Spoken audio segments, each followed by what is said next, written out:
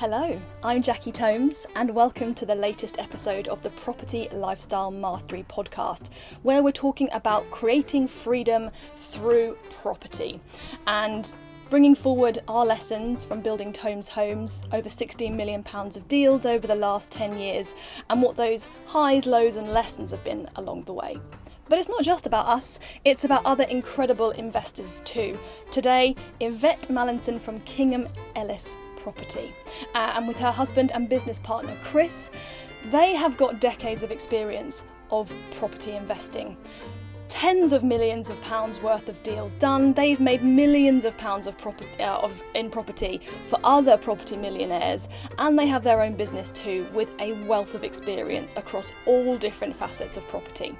So I'm delighted today to welcome Yvette, but for a very different kind of conversation. What is it that goes on behind the scenes for someone who's getting those levels of results? What are the challenges that have to be overcome? And ultimately, how can you have more fun and let go more easily? We're talking about what was an awesome way of putting it, which is the Rosé Response. So what is the Rosé Response and how do you implement it in your property business to let go, have more fun, more holidays, raise more finance and do more deals? Please welcome the wonderful Yvette. Hello, Yvette. Good morning. Good morning. Wow. It's Belgium.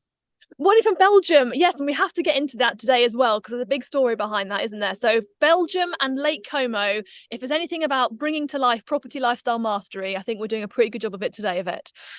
Our backdrops are amazing, aren't they? What we can wheel into a green screen anyway. Yes. No green screens here. No. I'm so excited for our conversation today, Yvette. So yeah, and we've got your amazing husband and business partner lurking in the background too today. For those of you watching this, Chris in the background. So today we're talking about perfectionism and overcoming perfectionism and how that helps to grease the wheels for business progress. And I'm really excited to be joined by you today, Yvette, because I think we've gone through a lot of similar stuff and we've had some amazing conversations and breakthroughs over our time and our conversations working together. So I'm excited to shine the light and reflect on some of that. And I think you and Chris are, I was trying to think of the word for this, and the best I can think of is dark horse, but it sounds a bit negative. But you guys are amazing in terms of how much experience you guys bring to your investment in property. You've been doing it for decades. You've made millions of pounds for other millionaires, and now you guys are building your own business very successfully, doing amazing things. You've bought tens of millions of pounds worth of property deals over your time in property, and I just think you're just such wonderful, down-to-earth, decent people that no one realizes quite how badass the two of you guys are. So I make it my life's work to shine the light on that so that more people know, because you are truly amazing people. Thank you, Jackie. Now let's not give Chris a big head by calling him a dark horse, because corner smiling away smugly saying, look at me. I don't even have to do this podcast. What we do, we never have shouted about what we do, and I know that you've always encouraged us to shout louder about what we do, but then as our conversation said yesterday, our way seems to work, and it's working increasingly better, of showing up where we feel we need to show up and not buying into everything else that we feel we should be doing, which would have been the older me before I'd been on my journey with you guys. And our way seems to be working. It'll never be perfect. And that's the first learning curve, isn't it? It doesn't need to be. It was perfect. How boring would that be? And that is me talking now. If you'd have asked me that 5 years ago, I would have curled up and died, because my only goal was perfection, because that's what I've been, society makes us think that we need to achieve. So, yeah. So maybe we should start by trying to define what perfectionism actually is. What does perfectionism mean to you? So it's some imaginary agenda in my head that has been written, I'm going to say, for me, and not necessarily by me, not by me as in who I am sat here now, the authentic me. And that's, I suppose, there's a life of conditioning in whatever environment you've been in. And I've had a lovely life. I mean, I've been brought up well, parents with great values. I suppose we were quite traditional. I was one of the ones where came through a family, and my parents hadn't been to university. My dad was a self-made businessman after growing up as an orphan himself. So I was always taught that here are the opportunities that we're giving to you, make the most of them, run with them, live your best life. And there was no real pressure from my parents. That's the thing I look back on now. No real pressure to perform or to exceed. They just celebrated everything I was succeeding. But that in itself was a little bit of an addiction, because it wasn't conditional, but I knew that it pleased them. And then that comes into the other thing about people pleasing, doesn't it? Because I just wanted to do well, but it wasn't driven by doing well for myself at the time.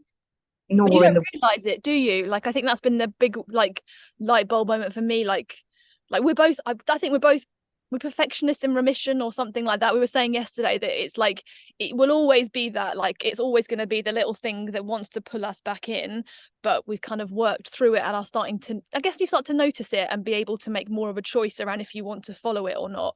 But you don't realize it when you're in the thick of it. You kind of think it's who you are, and you think that you don't realize maybe how much the negative underlying driver, it's like, it's not necessarily coming from a good place. You're absolutely right. It's not coming from a good place. And I suppose I'm sat here not feeling sorry for myself that I was driven by other people's agendas, because I know that not everybody thinks the way that we're talking about today, Jackie. And that was my first revelation, is that, the rest of the world isn't like me. And I was like, well, why not? Why aren't they like me? But for instance, Chris isn't driven in the same way like this. He always tries hard, always strives hard. His parents gave him every opportunity, but it's different. There's a very different quality to it. And we're just different how we approach it and onboard it. But I would say I wouldn't change a thing. I absolutely wouldn't change a thing, because if I hadn't been brought up like that, and I'm going to say suffered and enjoyed that process, a lot more suffering than you'd say was absolutely necessary, but it's made me who I am, and I wouldn't have a point of reference now. And it's that point of reference that makes the contrast so much sweeter, because you can catch yourself doing it. If I don't catch myself, Chris is really good at catching me out on it.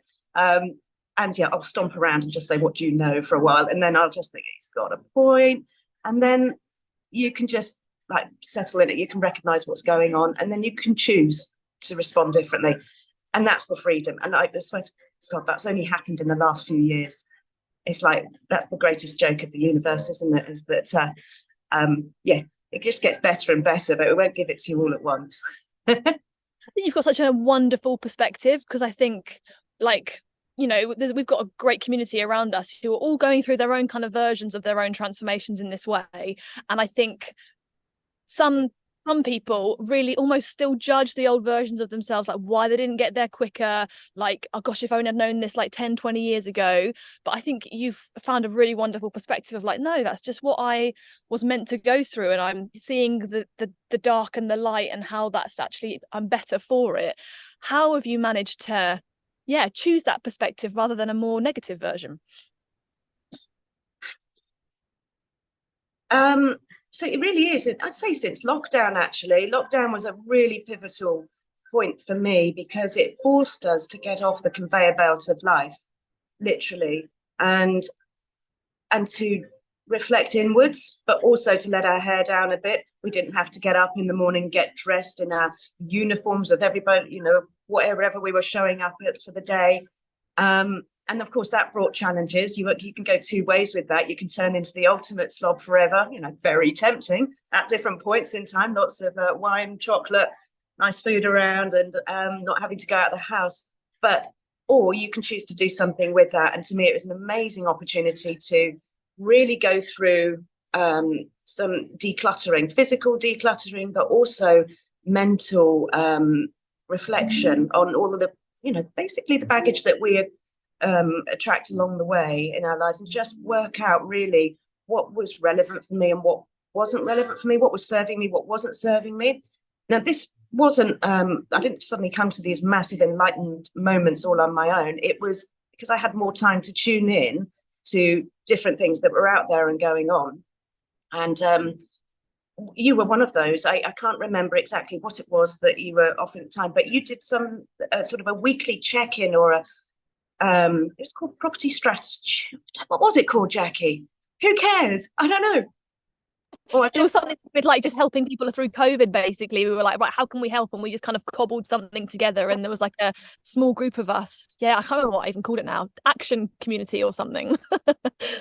I do not know, but that was pivotal in giving me a structure and something to look forward to and connecting with other people. And we're all in property. And I'd come across you before, obviously. I'd been to a couple of your workshops. And always resonated what you did, but you were showing a different side at that point, and it was more of a human being side that we don't see in the property industry, and it was creating a safe space to explore the human being who is showing up as a property investor as well, because without looking after the human being behind it, then your wheels will fall off at some point. And so I loved those sessions, and from that, and then I was listening. I am sure at what point Dom came in, but then when Dom walked into the property strategy DMA room, it was like, oh my goodness me, how have I got through my life without this man? I thought, how could I get through my life without Jackie and everything she says and everything that you all bring to the party in the team? But Dom was talking about the, I would say, more spiritual, more mindful aspects of our journeys. And I just loved it. And it's not something I'd really explored before, but it felt to me very much like that was the missing piece in this wonderful jigsaw moving forward. So yeah, there's no turning back at that point. So yeah. And so it's that perspective that kind of, yeah, what is it about Dom then? Because I think is interesting actually, because I feel like we're really similar, and maybe Dom has played a similar role for both of us in that I'd known Dom for maybe 7 years, something like that, and I'd always kept in contact with him, and then it just kind of felt like we felt like there was something missing with the work that we were doing, and Dom it just kind of all slotted into place. And even the fact that, you know, Dom isn't our mentor or our coach, but just the fact that even just being around him, just those little flickers of inspiration and nudges that he does, I don't even know if he's consciously doing it. I'll have to ask him one day, but it's just like he set a chain reaction in process for Dave and I, where we're like, oh my God, we've been like looking at this whole thing wrong. We've been making it so hard. And it's like another angle on the perfectionism. So I guess for me, it's just I guess he just shines the light on a different approach in a very different way to the two of us, that's just made us become more self-aware. Maybe that's the main thing that he really helps to do. What do you agree with that? He's encouraged us to self-reflect and stop and observe in the moment, but also probably because he's got a bit of a mischievous glint in his eye, hasn't he? And he's got a little cheeky smile. I think Dom would be the one to turn around and say, which you're also saying these days as well, but you and I probably would never have said a few years ago, is, guys, when was it ever supposed to be so bloody serious? And because Dom, he just makes it look like life is cheating at life in a way as well, because he makes it look so easy. And I know that's the personas and the perspectives we give out. But yeah, he just, I suppose, brings that sense of just let go and enjoy the process, which we were aware of, but he sort of brought all this scientific stuff with him and just said, no, David Hawkins, or whatever the emotional scale chap is that David Hawkins, I think? Maybe? Yeah, it is. Yeah, hard book that. Yeah, but Dave put it up on on one of his slides, and he just said, you resonate around here, and this is why life feels a bit tough. You need to just aim to get up here, and then it'd be much better. And it's like, well, there's the science. Now I'm in. Yeah. Yeah, you're right. There's something about the fun and the just enjoying stuff, which I don't think either of us have naturally been very good at. And maybe that is the perfectionism. It's like, well, no, I cannot have fun until I have done all of this stuff perfectly and everything's all nice and neatly organized, and then I will have fun. Then the problem is that it's never neat and tidy and organized and done. So then you never get to have fun. And that's the sadness of it. And, I wouldn't change a thing about how my journey's unfolded. But I can look back because one thing that you're very good at doing now is getting us to check in and tune in with how we're feeling. Now, there'll be other property investors on here that have come through other trainings. We've all done different trainings, and I'm still within those communities. But it's those ones, because that was me, and I feel really sad for the girl I was, trying so bloody hard in that environment without the balance of understanding that you've got to almost feel your way forward in this journey. It sounds far too woo-woo, but it truly is the way forward, because if it feels right, do it. If it feels good and it lifts you up, do it. If it's not feeling good and you're not having fun, then you've got to ask yourself the question, is this a comfort zone problem, or is this genuinely, it's not the right path for me, perhaps at this time? And you can quickly check out the comfort zone thing, because you're just going, I suppose it's because I'm a bit scared. And then you've caught yourself. But again, it's not with any sternness. It's just a self-exploration. It's just like becoming your own coach as well. So it's equipping people. What you do, I believe, in DMA is you equip people to be able to do it on their own and be more in tune, feel their way forward. However, it's far more fun to be part of this world, and I absolutely love your culture. You don't have a traditional business sense, but the culture you bring is so unique. Well, it is unique, and it's refreshing in this industry where a lot of people are struggling very hard to make it in property. And if they didn't make it so hard, or didn't feel it was so hard, things would flow better and results would come quicker as well. And they'd be smiling more. But you don't know what you don't know. You just don't know. And so what do you think it is? Like, what is the part of that culture? Because I do think there's been you've just softened more and more and become more in tune and more open. Can you put your finger on what that specifically is that's kind of unlocked that? Without wanting to break into song, let it go. It really, just catching yourself and let it go. And I suppose reminding yourself, if it feels hard, that's the best thing. That's the best time to check in, because it's resistance, isn't it? Anytime you come up against resistance, you know you're not on the right path. So that's your the red flag, but that's the signpost that goes, hey, we need to do something differently here.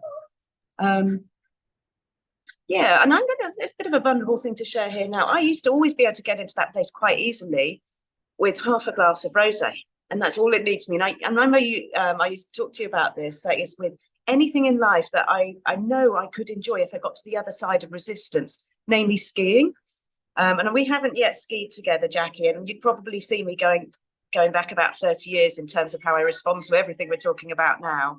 But at least you'd be able to get like a little flask of rosé out of your pocket and say, look, sometimes we've got to resort to the old methods, Yvette, and you've got to get on with it. What you guys have shown me is that you can have that sort of rosé response and generate that internally yourself without looking for an external loosener upper, if you like. I love that.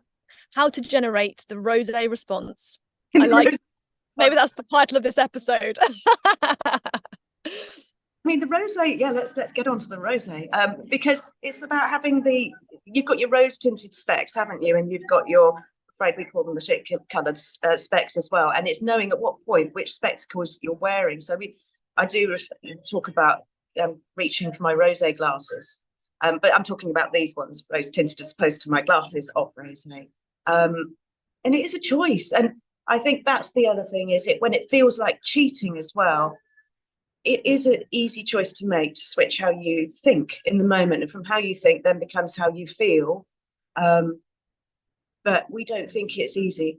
We think everybody is brought up to think you feel how you feel. You don't have a choice about that. Yeah, segmenting that down with what Dom did was brilliant. I think it's really interesting the point you make about letting go, because I think you're right that there's a very overcome perfectionism and letting it go. Like, I think there's a definite connection between those two things, and I think it's the hard, like, what you imagine letting it go means. I feel it's not quite what you imagine, because I feel like in order to let something go, you have to actually have it, hold it, and experience it first of all. But I feel like we often try and do the opposite, like letting it go is like pushing something away, but actually if you try and resist something and push it away, it doesn't go, it stays. And that's for me been the learning with perfectionism and like feelings and letting stuff go, is if I'm feeling really negative, and I'm talking to myself really negative, and I'm saying, you haven't worked harder at this thing, you need to do a better job, you need to work longer, like I can't just let that go by just going, oh, it doesn't matter. I've actually got to go further deeper into that horrible feeling first of all, and be like, right, yes, okay, there's a lot of like self-judgment, hatred, fear, and just like literally feel that and like really let it consume me, to then be able to go, ah, then it starts to move. Know what you're letting go. That's really interesting as well, because so there's nothing that will generate a more angry response in me than Chris in the moment when I'm kicking off saying, just let it go. And I'll just hurry. I will let you go. Chris seems to have been born without the necessity to go through the process that we're talking about now. But hey, we're girls that love a process. So maybe we brought the process, we definitely have brought the whole need for a process in. So he can just let it go, and it's obvious to him. And that's why it feels so bloody unfair. But I'd rather hang around with him than somebody that views the world like that, than sort of like look at him from afar and say, yeah, it's all right for him. But for me, it's interesting what you said about what's beneath the letting it go and why it's so hard. And it came up in me what my fear was, and that is complete lack of control. If I let this go, the wheels will fall off. It will be absolutely catastrophic. I mean, I really do catastrophize anyway. Or I do, and I laugh at it now. It's part of what I love, because if you look at the worst case scenario, then everything else is a breeze. But I suppose my real fear is if I let go of holding this so tightly, what the hell is going to happen? And it will be a massive unraveling, physical unraveling, mental unraveling, emotional unraveling, economic unraveling. I mean, this sounds like I'm speaking like this is it all coming up now. I just feel that I won't know who or what or where I am if I let go. And yeah, that was really good. That was a little bit of therapy, wasn't it, Jackie? Exploring deeper. And of course, it doesn't happen. It will never happen to that degree. And if it does, well, it's game over at that point. And then, we all return to where we came and it starts again. But it never gets to that point. And to take yourself there in your head to that point, that's self-abuse, isn't it, really? But you don't know it until you catch yourself doing it. But we're all doing it. Well, a lot of people are doing it on a daily basis without even knowing. And I think that's the thing, is thank goodness I now know, and I know how to drive me better. Yeah, it sounds crazy, isn't it? Like, how do we not get like taught this growing up? It would just be like we'd become totally different humans if we would. Anyway, we are where we are, and this is what, we just start doing this ourselves and we see the ripple effect that it makes. And I think you even touched on control there, which I think, again, like there's so many themes underneath perfectionism, isn't there? Which is why it's such a complex thing. And on the surface, like, we love it. Oh, to be a perfectionist and do everything wonderfully, everyone kind of loves the idea of that, but not realizing all of the crap that's underneath all of that. So like with control, I feel like we think that like I subconsciously have linked like control and conscientiousness somehow. Like if I'm in control of everything, then I'm being a conscientious person, then I'm caring, I'm doing a good job for my investors, whoever else. And actually we kind of connect these two things, that we think in order to do a good job we have to control things. But actually, and this is what Dom has really started the cascade of us realizing, it's like you can't control anything. You can't control people, you can't control your banks, your down vals, people who pull out, people who decide they don't like you. Like, you can't control any of it. And the fact that we're trying to grab onto this control that is totally false, you're like destined to fail, and you totally destroy your body in the meantime. And I think the irony of it has been, for me, it's like, actually, if I accept that I can't control anything out there, and then I realized that I have total control of how I react to everything out there, then ironically, you do actually have control of everything, but not in the order in which that you think it happens. Yeah, and it's really interesting because it'd be lovely to like watch back my face as you're saying certain things, because when you said then, I mean, you said we can't control this, we can't control all that, and I caught myself going, yes, we can. Yes, we can. And yeah, you can have agendas, you can have goals, and you can have like pocket in your diary, and yes, Jackie, we can. And but you're right, yes, you can only go so far, and then it's that point that Dom talks about, which made no sense to us all to start with, which was know where you want to go and then let go, detach from it. What the hell are you on about? Just trust. Yeah, it's just going to happen. And they're like, yeah, right, you show me. And you're sat there waiting, drumming. If he says it's going to happen, I'm going to show him it's not going to happen. It's not going to happen. And then actually it does happen. Never quite in the way that you're expecting it to do. But then when you're tuned in, because you're looking for it, yeah, you show me it's going to happen. Now I've detached consciously. And things start coming your way that you would never have actually noticed before. That, yeah, you don't get the result instantly, but you get so many things along the way to work with, which is fun. I mean, you wouldn't want to get to the destination straight away. Yeah, no, that's really, so yes, the control thing, but it's not control as we know it. Yeah.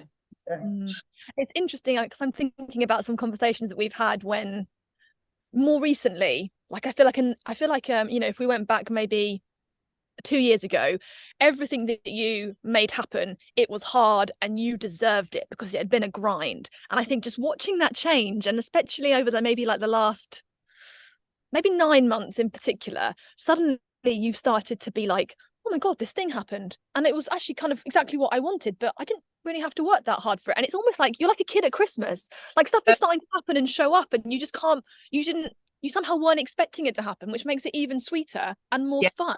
Can you explain that a bit? It's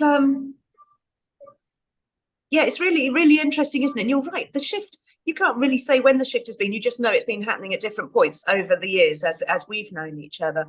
And there used to be a time before I'd join you for a one-to-one Zoom or something where, because I'm a last minute Larry, which I used to think was a real pain, but this is the way I work, what do you call it, a forcing function of a deadline. And the same with exams, everything else, I will pull it out the bag, another phrase of mine, at the last minute. But I pull beautiful rabbits out of bags because I bloody have to, and I'm too scared to let people down and not do so. But I always leave it to the last minute. So with your Zooms and your one-to-ones, I'd for some reason I would let myself get into a right tizzy before we'd get to the point of speaking. And then what I'd find myself doing is literally half an hour before is doing a brain dump of an email to you because I felt that you needed to know exactly where I was up to. But the only format I knew to articulate that was in a written form, still very much thinking I need to rely on written form to get my true message across. And so I'd bang out this email to you. You wouldn't have time to read before you'd even got on the call. But it meant that when I showed up on that call, it felt like I'd just tipped the handbag out, shaking it all out and got all out. And then I could see the wood for the trees. And then we'd have our call, and our calls have always been incredible. It's so, when did it, I don't feel the need to ever suddenly sit down and talk to you before. Right, I haven't had one of those emails and I can't remember the last time. I know, I can remember the last one I did because it's just so much gnashing of teeth and like, you know, and it's a horrible feeling, but this need to I just need to get it all out. Yeah, and say, no, I haven't done those for ages, don't need to. And I now know, and you've given me permission. We all give ourselves permission, don't we? And that's the ultimate thing. But I always go through the game with you. I know I don't need to ask for permission, but please give me permission to do this, because you remind me that we're the ones that give ourselves permission, but just to make it a bit easier. And so now I'll just show up on a call and you'll say, okay, where are we at? And I probably will talk a lot, but the need to talk is not there in the same way. You can probably just tell from my face. And then, you know, so much of our communication is non-verbal anyway, but we've all been brought up to believe that verbal or written is the way of communicating. And so it's just trusting that it's all okay and everything that you want to say is already out there. It's been said, especially when we're communicating. You just get it. It's all, yeah. Again, it feels like cheating. It shouldn't be this easy to get on the same page with somebody so quickly. Yeah. And what's been some of can you give some examples? And you think of anything that's happened, you know, maybe in the last 6 months where stuff has started to just flow more easily? What's that meant for the business? So we have a particular property that we're refinancing, one of the children's homes we don't operate, but we bought for another provider. And it was a brilliant buy straight from the outset, and it's already generating great cash flow, a gross yield of 10% straight from day one.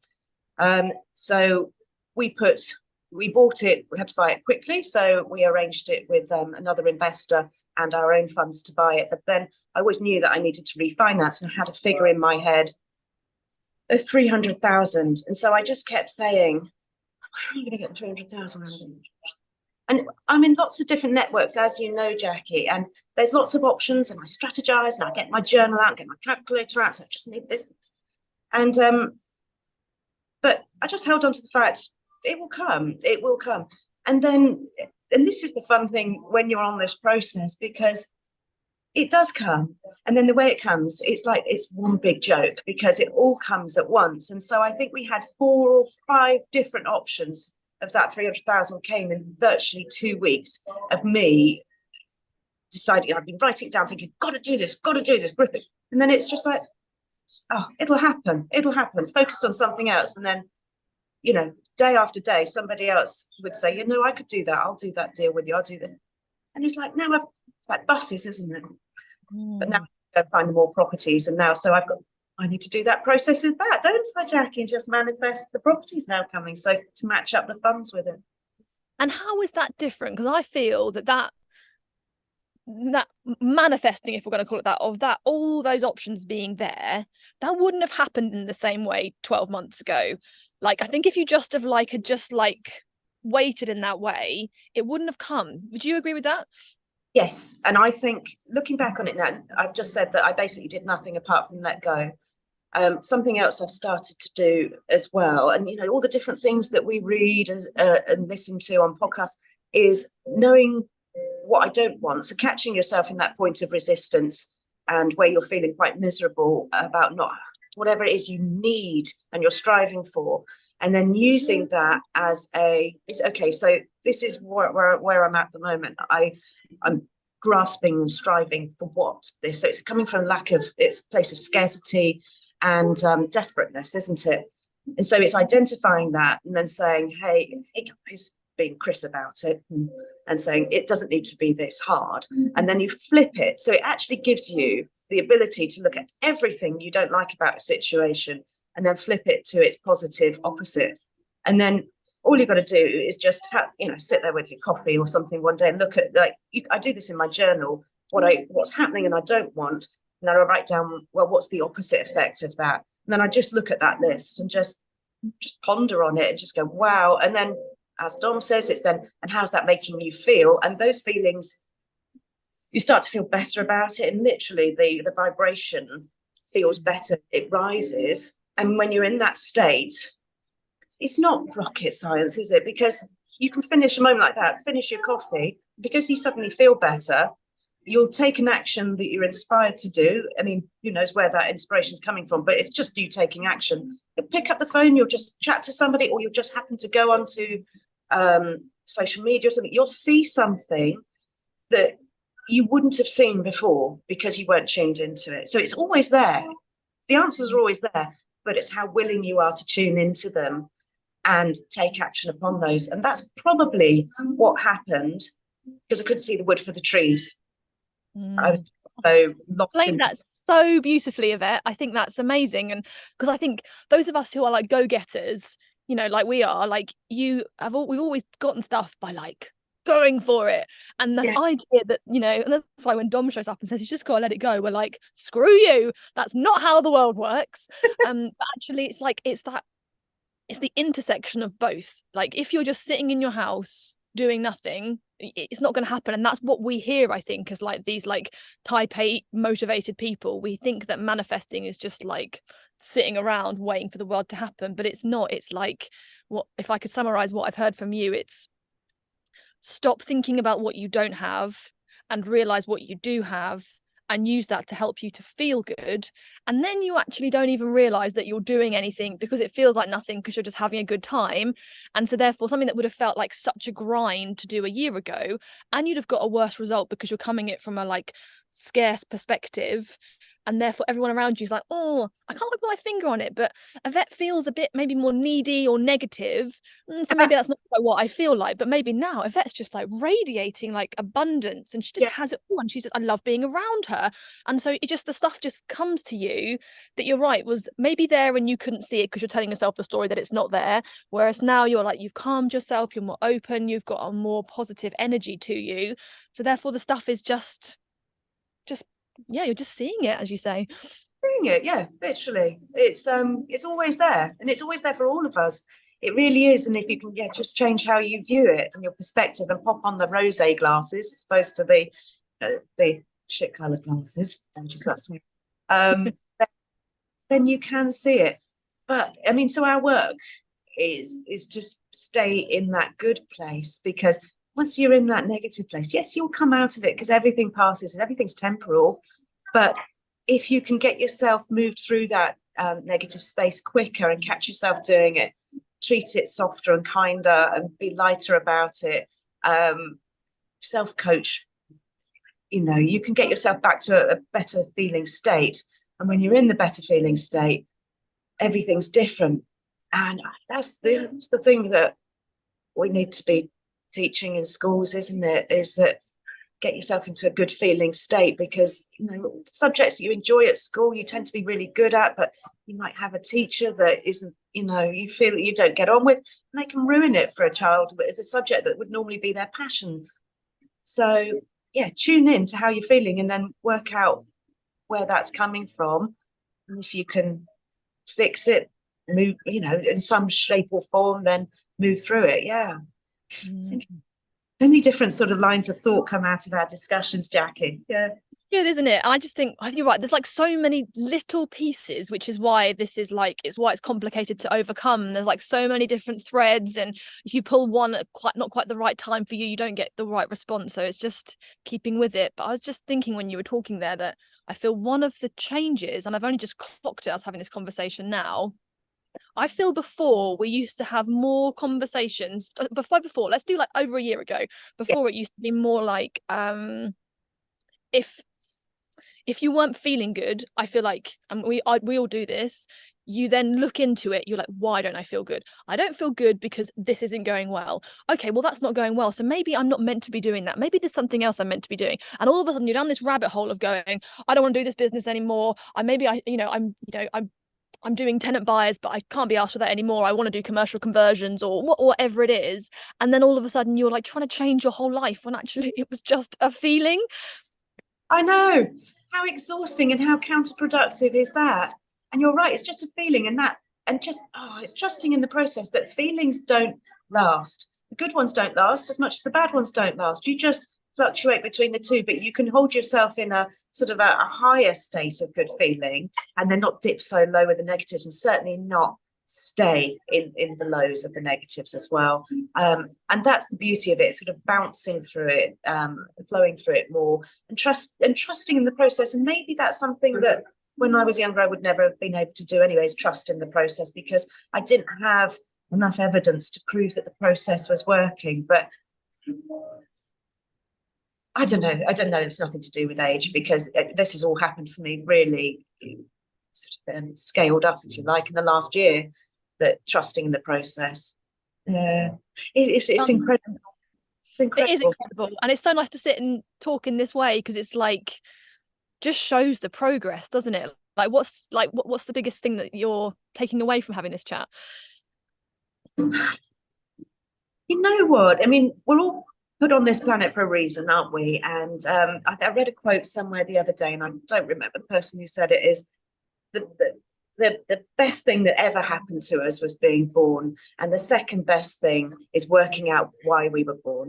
And it's tuning into what makes you feel good and what your purpose here is in life. And yes, I am a woman of many roles. I'm a mother, I'm a wife, I'm a sister, a niece, and a property investor, a coach. You go through the list, but at the end of the day, what do I want to be doing? I want to be making people feel better. And that's not about people pleasing. This is about what's happened for me and everybody that's come into my life over the years, is if they can just shift something and just help you see something slightly differently that lightens you up a bit and sets you on your path again, with joy and positiveness, then you will be so much better and so much more productive. So my takeaway, and I'm talking to myself now, this is self-coaching at its best, is trust in the process. It's all unfolding precisely as it needs to, as fast as it needs to, as fast as you want it to, if only you'll let it.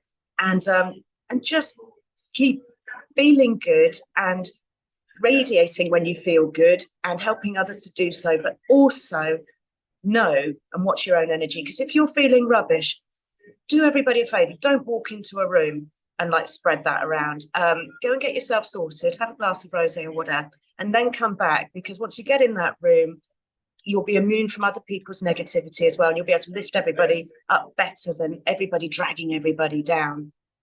Yeah, that was never going to come out in one word, was it, Jackie? Brilliant. That was such a lovely summary, and so wonderful to see that journey and that progress. And I feel like you're just getting started. I feel like you're having more fun. Like, you're just doing so much traveling at the moment and having a wonderful time with Chris. You're really enjoying the business. I know you're just really happy, and I just feel like it's going to go to a whole new level at some point. But at the moment, who cares? You're just having fun. Enjoy the process and just respond to everything that comes to you rather than reacting, and just know that you always have a choice, and it is what you make it. If you choose to make it easier, it's there, it's absolutely available for you. But also you'll do better, your results will get better, because you're not grasping and gripping and protecting yourself like you were before.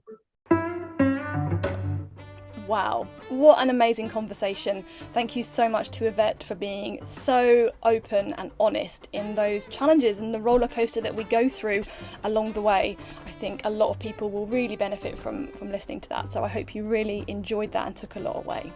If you want to know how to follow, connect with Yvette, please check out the show notes. We'll put some links and details there for you.